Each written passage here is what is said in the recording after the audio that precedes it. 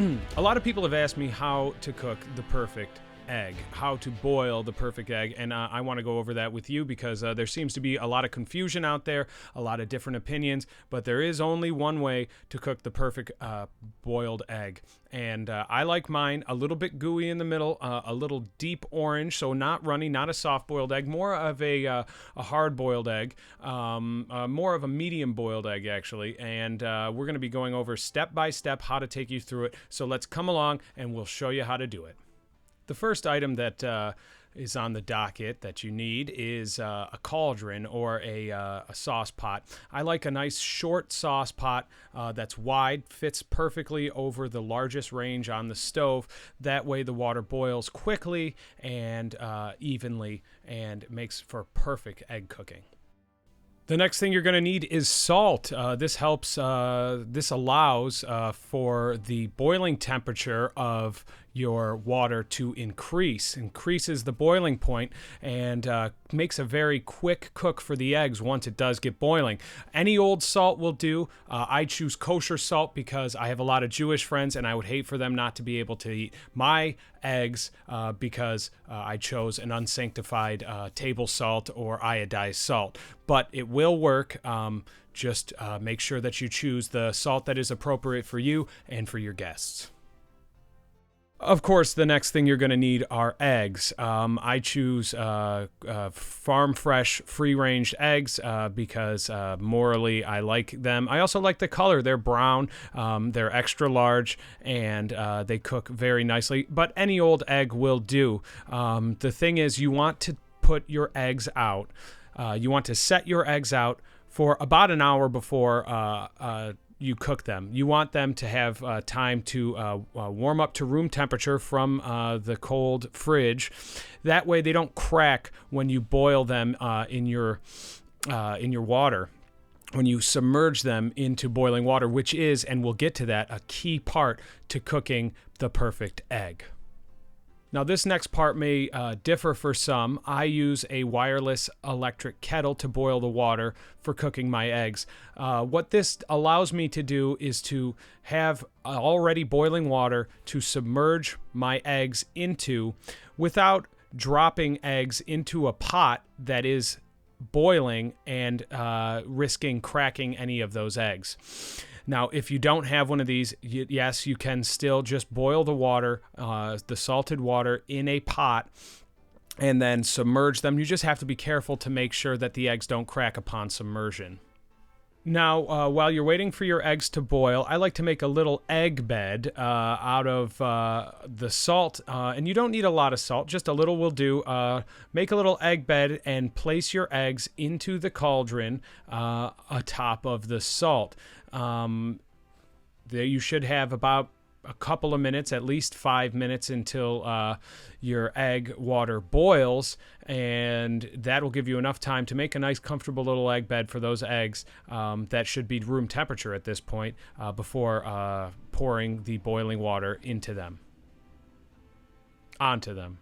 Now, once your water is boiling, what you're going to want to do is take it off of the electric kettle. And of course, if you're not using an electric kettle, you don't have to worry about this step. But take it off the electric kettle and pour the boiling water on top of your eggs.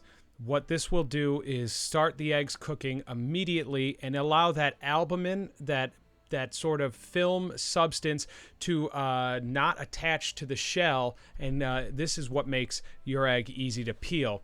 You pour it over the egg, and once the eggs are submerged, go ahead and turn on your burner. At this point, what you want to do is grab a lid, find it in one of your cupboards, perhaps underneath an island or in a kitchen cabinet of some sort. And you're going to want to put that lid on and leave the gas on high. This will get that water that has just stopped boiling to return to a boiling temperature very, very quickly. At this point, you also want to set a timer. Like I said, like to eat them at a medium boil, so I do 8 8-minute timer. If you like a nice hard boil, 12 minutes will do just fine. And anywhere in between, you'll get a variation of cook on the yolk on the inside. So I set the timer. I did waste about 20 seconds between boiling and finding the lid, so I'm going to head and pull it off just a little bit before that 8-minute mark, and we'll see how it goes. Now at this point, what you can do is go ahead and set up your ice bath. What you'll need for this is a bowl, a mixing bowl of some sort, ice, and some water. Now, when you pour the water into the ice inside of the bowl, you want to mix the bowl around so that the ice doesn't stick together and clump into one giant piece. Now, this can be easily achieved just by simply swashing the ice around in the mixing bowl while you're pouring the water in, and you want to leave a little bit of room on top of there, so that when you put the eggs in and the water gets displaced, you don't have a mess on your hands. At this point, once the water is boiling, you can go ahead and take that lid off, and that way you won't have any of the boiling water spill on over the edge of the pot onto your cooking range. Also, it's important now to set up your ice bath, which will help stop the eggs from cooking immediately after you pull them off of the heat and drop them into the water. Set that up right next to your boiling eggs. That way you can get the boiled eggs into the ice bath as quickly as possible. As your timer reaches the end of its run, go ahead and grab a slotted spoon or a ladle of some kind and retrieve those eggs from the boiling water and place them into the ice bath as quickly as possible. This will, like as I've said, stop the cooking immediately, and try to get them all in there as quickly as possible so that they all come out even and some are not more cooked than others. As you can see, the eggs will quickly become cool to the touch, and you will be able to handle them almost immediately, just after maybe 30 seconds or so. This produces the perfect egg, and the next thing to do is go ahead and peel.